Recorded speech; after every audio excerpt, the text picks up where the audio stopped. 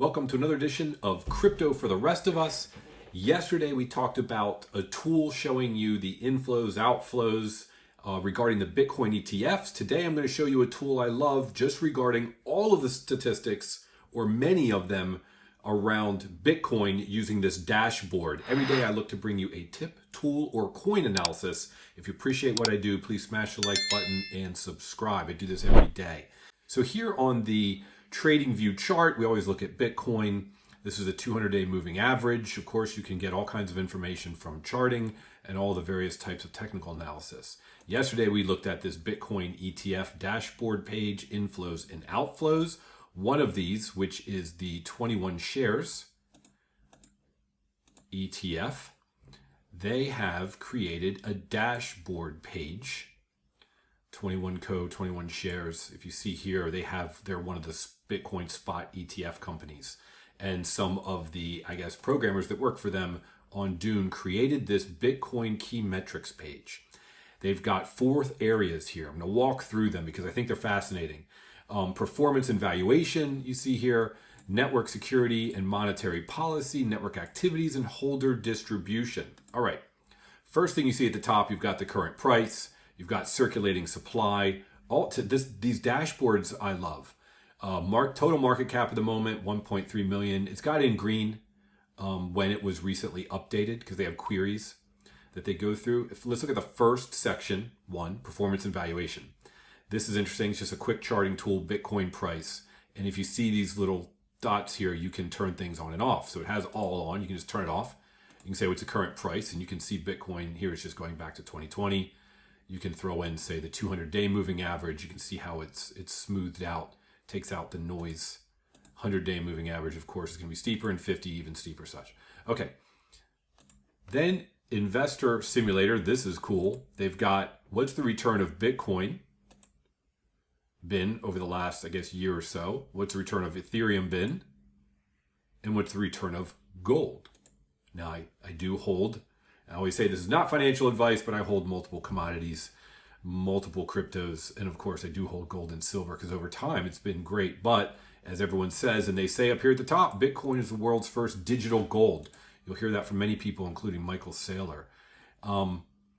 Scroll down here. This is, again, more performance information. This is what I found interesting. Bitcoin yearly return. You look at it and you see a bunch of ups and downs. Great. Well, 2012 was a halvening. It had a positive year, and the year after was great, and then it had a negative. 2016 was a halvening. Had a positive year after, and then the year after that, 2 years after, a negative. So 2 years after 2012, negative. 2 years after the 2016, negative. And then we've got 2020 was up. The next year was up, and then a negative. Now we've got 24, the year of the halvening. So according to this chart, we should have this being an up year, next year 2025 being an up year, and 2026 being a negative.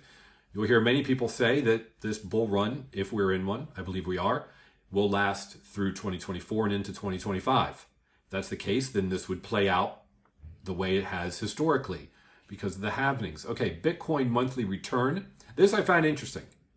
Very interesting. Pay attention to this because you might be watching Bitcoin thinking, what's going on? I don't understand. It's going sideways, etc. Well, you can look at 2024 and it's showing you the current months, 1, 2, 3. So this is January, February, March, April, May, June. But what's more interesting is they have data from 2010 to 2023, the average return on a given month.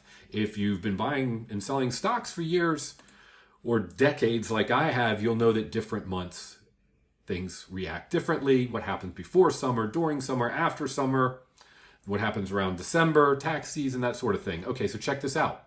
Over the last 13 years for Bitcoin, 2010 to 2023, you've got January, February, March, April, May, June, July being one of the probably the lowest of the positive months. June being decent, but the second lowest of the positive months. And then you've got August and September as 0 or negative. So in other words, these summer months, not much has happened historically. So I don't think we should be surprised if not much happens this summer. At least historically, that's been the trend. And then September, October, October, November, December. October and November being two, other than April, two of the largest months. So that's really interesting when you look at it on a monthly basis. This is the kind of thing you want to look at and say, is what I believe is happening in the market common historically? Now, past performance is no guarantee of future performance, but it's always good to take a look. They've got annualized volatility, 30-day moving average. Then they've got a network security regarding circulation, supply, and annual inflation. They've got Bitcoin block reward and supply. You can go down. They've got all kinds of information in the network security area. What else they call it? And monetary policy, Bitcoin miners revenue breakdown. You can see, of course, that dropped in half because that was April when the halving happened. A lot of interesting network activity. There's active addresses on chain. This one I find interesting. I don't understand why. If anyone's watching this has an idea as to why, but take a look at this. Bitcoin monthly active addresses. Okay. So active addresses have been going up. This is since 2013.